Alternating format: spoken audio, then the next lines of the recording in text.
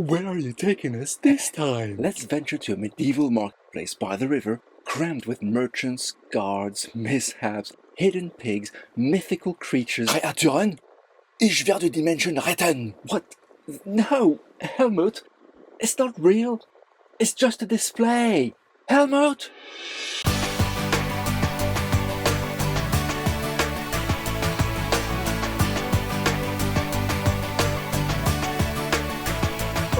Hi, James. Hello, hi. So, tell me a little bit about what you've created. Well, this is my medieval harbour mock, which is something I've been working on and off on for 3 or 4 years now. Sort of sparked by my daughter's getting Harry Potter Lego, and then I thought, well, I'll, make something for her, and then that came into making something for myself. And then here is you can sort of see that this was I got the medieval blacksmith, as lots of people did during COVID times, and built it, and then rebuilt it, and so this was sort of the first building I built here. And then I got into building lots of little market stalls, so I didn't plan it as a harbour necessarily. It just sort of grew organically from having a couple of buildings and then getting a base plate and then building a few other small things.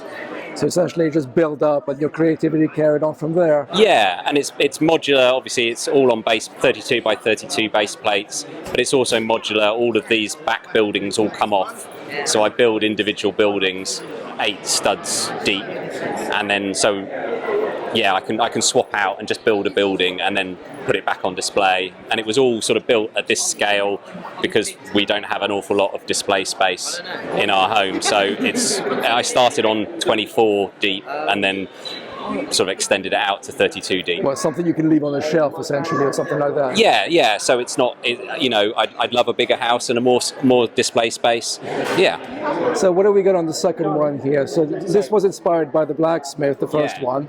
And then this one, I see these beautiful dragons that people build, so I thought I'd have a go at a dragon and built a head, and then suddenly realised quite how many parts I would need to sort of finish off building an entire dragon. And I thought, I saw those parts, these parts here, which were, I saw them in black in one of the castles, I think in the Lion Knight's castle. I thought, they come in red, so that sort of sparked that. And then a lot of the buildings is, there's an interesting roof technique I see on online or at a show, and so I think, I'll do that.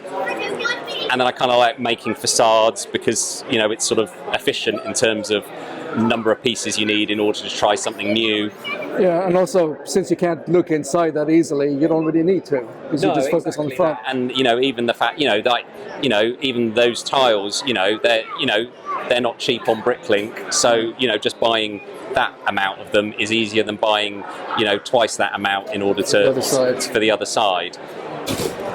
It's a bit like a set, essentially, isn't it? Yeah, I kind of like sets. I work in animation, so I kind of constantly, even building this, I'm thinking of the audience. Even all of the minifigures are turned, towards.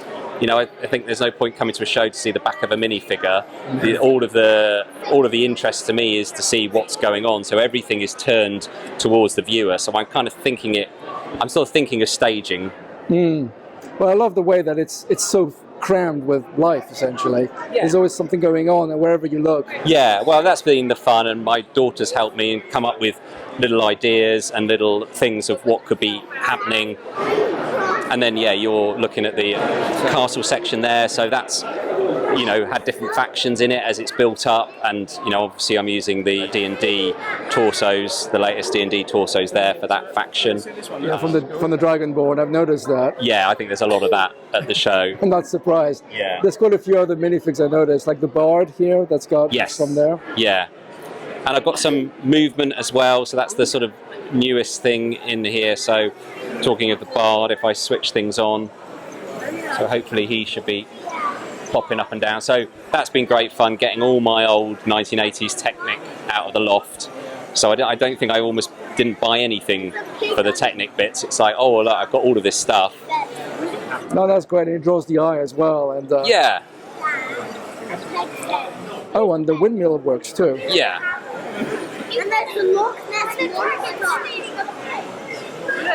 So out of all this, what was the most challenging part to design for you?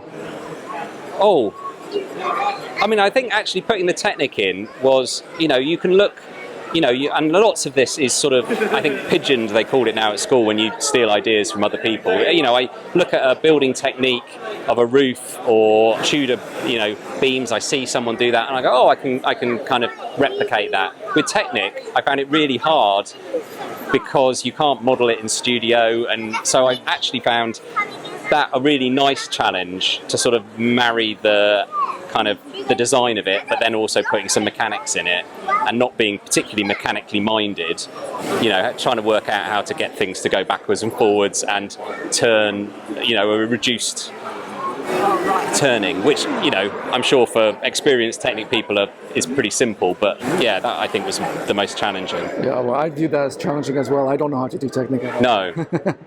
And the one you prefer the most, which is the... Well, there's lots of things. In a weird way, I really like, this makes me smile, the leopard print, because that's from my daughter's Brickheads. That's Scary Spice, and that sat in our lounge for about 2 years. And I suddenly thought, oh, I could use that. So that kind of tickles me that's kind of on loan from my daughter. And I think the sort of marble arm, because the arm comes from the arm is from Hulk from Avengers, but the hand is from Sonic or something. So it's never really appeared in a set as a white arm.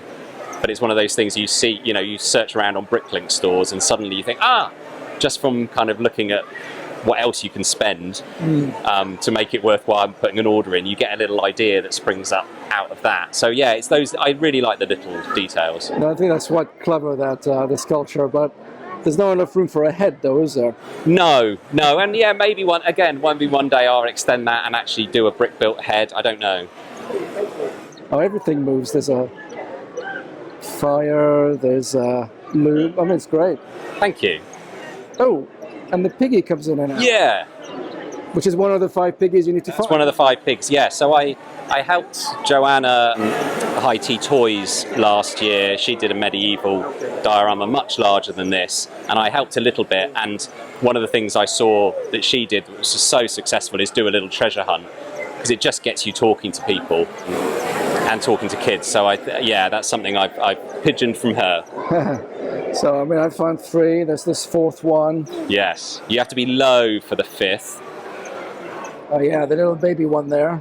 That's and then the very last one, and this is a spoiler, the very last one is camouflage somewhere with all the other pink things over here. Oh, that's almost cheating, isn't it?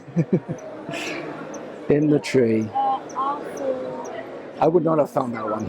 Well, I give people little clues, but you can't make things too easy.